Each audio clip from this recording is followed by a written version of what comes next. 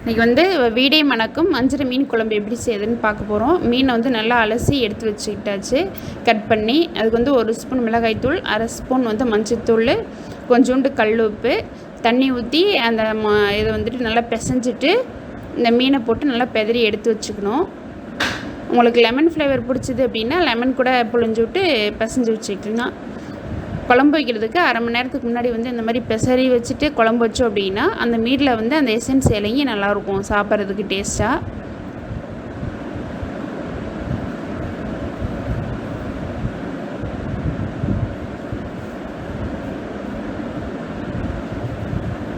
இப்போ தேவையான பொருள் வந்து எடுத்து வச்சாச்சு. வணக்கி ஆட்டி ஊற்றுறதுக்கு, தாளிக்கிறதுக்கு மீன் பிரட்டி எடுத்து வச்சாச்சு. தேவையான அளவு மஞ்சத்தூள், மிளகாய்த்தூள், புளிக்கரைசல்.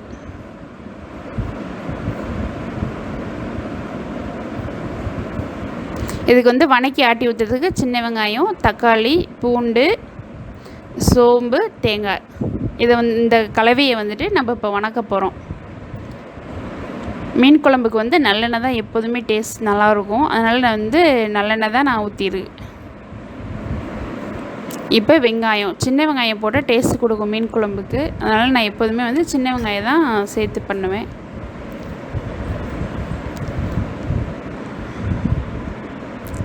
எப்போதுமே வெங்காயம் வணங்குறப்ப கொஞ்சோண்டு உப்பு போட்டு வதக்கணும் அப்படின்னா சீக்கிரமாக வந்து வெங்காயம் வதக்கி கொடுக்கும்.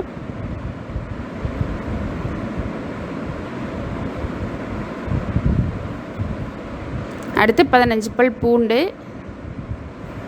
வணக்கி ஆட்டி ஊற்றுறப்பயே பூண்டு வந்து போட்டு ஆட்டி ஊற்றிக்கலாம். அதுக்கப்புறம் தாளிக்கிறப்ப போட வேண்டாம். 2 ஸ்பூன் சோம்பு, 1 தக்காளி. நம்ம புளி தண்ணி ஊற்றுறோம் இல்லையா, புளி கரைசல், அதனால் தக்காளி வந்து கம்மியாக போட்டாலே போதும். 1/2 மூடி தேங்காய் துருவல்.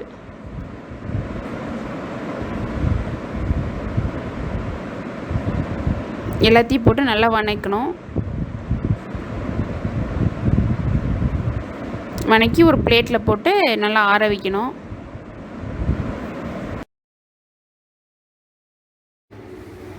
வெங்காயம், தக்காளி, பூண்டு, சோம்பு, தேங்காய் இதை வந்து நல்லா வணக்கி எடுத்து வச்சுருக்கோம் இல்லையா, இதை வந்துட்டு நல்லா மிக்ஸியில் போட்டு அடித்து எடுத்து வச்சுக்கணும். ஃபஸ்ட்டு வந்து தண்ணி ஊற்றாமல் பல்ஸ் மோடில் போட்டு எடுத்து வச்சுக்கணும். அப்போ தான் வந்து அப்புறமா தண்ணி ஊற்றி ரொட்டேட் பண்ணோன்னா நல்லா அடிக்கும். இங்கே பாருங்கள், பல்ஸ் மோடில் போட்டாவே அந்த ஏன்னா தேங்காய் இந்த வெங்காயம் தக்காளி அதிலே கொஞ்சம் தண்ணி இருக்க மாதிரி இருக்கும் இல்லையா, அதுவே வந்து கொஞ்சம் அரைச்சி கொடுக்கும். இப்போ தான் வந்து தண்ணி போதுமான அளவு ஊற்றிட்டு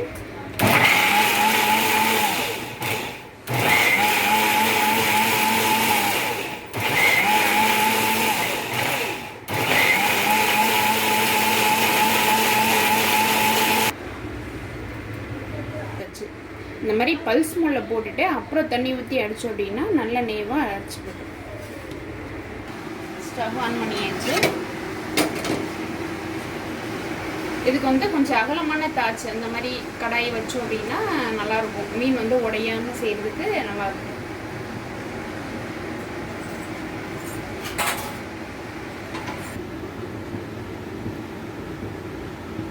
நல்லா சூடேறிடுச்சு. இப்படி வச்சிங்கன்னா அப்படியே அனல் லைட்டாக வந்து கையில் தாவும்.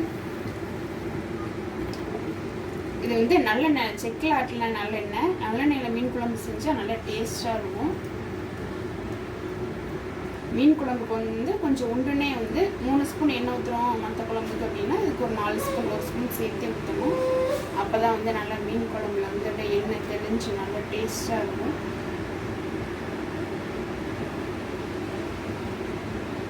சரி, நம்ம வந்து எல்லாமே ஒரு இடத்துல எடுத்து வச்சுக்கிட்டோம் அப்படின்னா ஒவ்வொரு பிளேட்லேருந்து ஒவ்வொன்று போகிறது கரெக்டாக இருக்கும். இங்கே பாருங்கள், எண்ணெய் காஞ்சிருச்சு.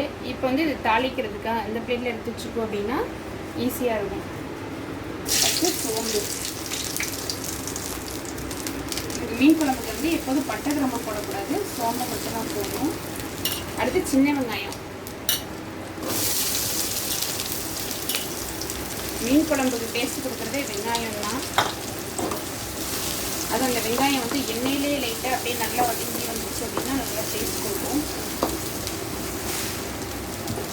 எப்போதுமே சொல்லியிருக்கேன், வெங்காயத்துலேயே வந்து அந்த வதங்குறப்ப கொஞ்சோண்டு உப்பு போட்டோம் அப்படின்னா நல்லா வதங்கும், சீக்கிரமாகவும் வதங்கி கொடுக்கும் அப்படின்ட்டு நல்லா உப்பு போட்டுருக்கேன்.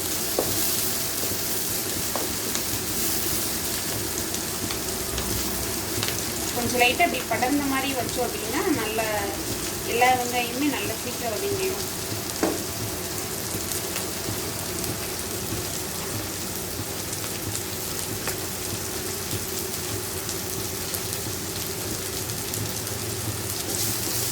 நல்லா வதங்கிடுச்சு. அடுத்து வந்து தக்காளி, ஒரு தக்காளி தான், அது கட் பண்ணி எடுத்து வச்சுருக்கோம் இல்லையா, அது இதோட போட்டுருங்க. போட்டு நல்லா வதங்கிடணும். இதுக்கு வந்து இஞ்சி பூண்டு பேஸ்ட்லாம் போடக்கூடாது, அந்த மாதிரி பூண்டும் வந்து வெங்காயத்தோடு போடக்கூடாது. அந்த நம்ம வந்து வெங்காயம், தக்காளி, தேங்காய், பூண்டு, சோம்பு இதெல்லாம் போட்டு அரைச்சி வச்சுருக்கோம் இல்லையா, அப்போ மட்டும்தான் பூண்டு அளவு சேர்க்கணும். மற்றபடி வந்துட்டு இதில் கட்டிலாம் போடக்கூடாது. இஞ்சியும் போடக்கூடாது மீன் குழம்புல, அப்புறம் அந்த மீன் குழம்போட வாசத்தையும் வந்து எடுத்துடும்.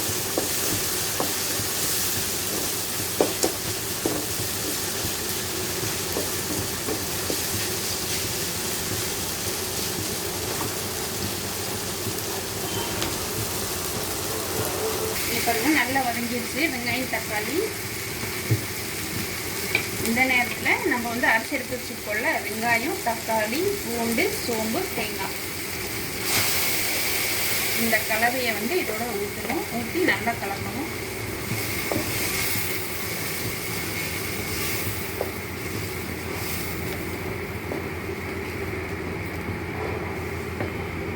இந்த ஜாரில் கொஞ்சம் இருக்கு இல்லையா, கொஞ்சம் தண்ணி ஊற்றி நல்லா அலசிட்டு அதில் இதை வந்து சேர்க்கணும்.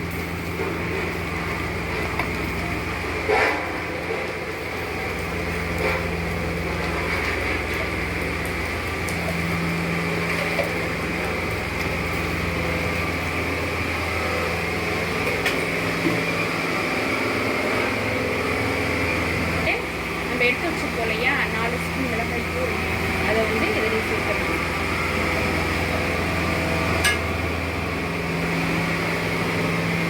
மஞ்சத்தூள் வந்து நான் போடல, ஏன்னா மீன்லேயே போட்டு அதை பெதறி வச்சுருக்கனால அதுலேயும் 1 ஸ்பூன் மிளகாய் தூளும் போட்டு வச்சுருக்கேன், ஒரு 1/2 ஸ்பூனு.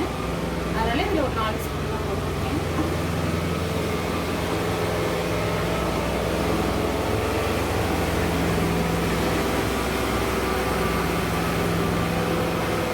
புளி கரைச்சி வச்சுருக்கோம் இல்லையா, ஒரு 1/2 கிண்ணம், அதையும் வந்து இதில் ஆட் பண்ணுறேன்.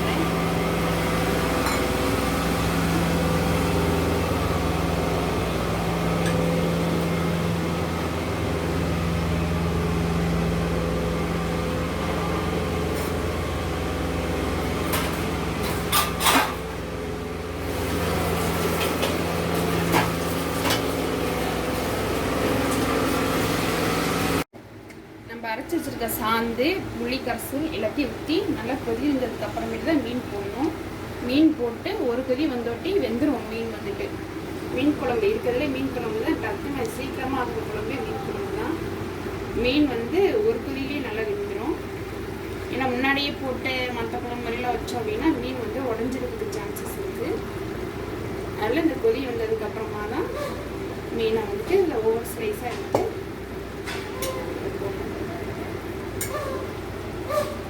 நம்ம வந்து மீன்லேயே உப்பு போட்டு பெதறி வச்சுருக்கோம்.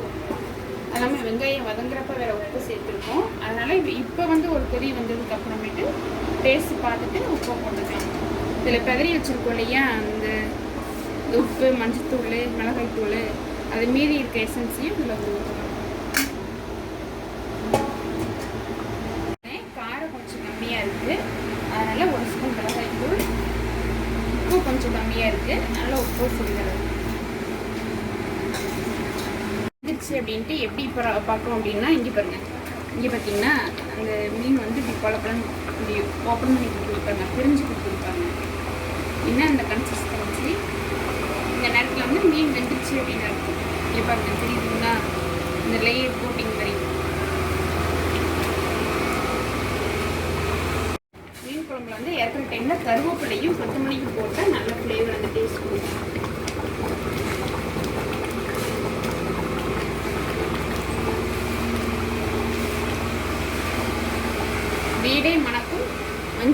குழம்பு பாருங்கள் எப்படி இருக்குது பாருங்கள், நல்லா வாசம் கம கமன்னு வருது. பாருங்கள் ஃபிஷ் பாருங்கள் உடையாமல் நல்லா இருக்கு பாருங்கள்.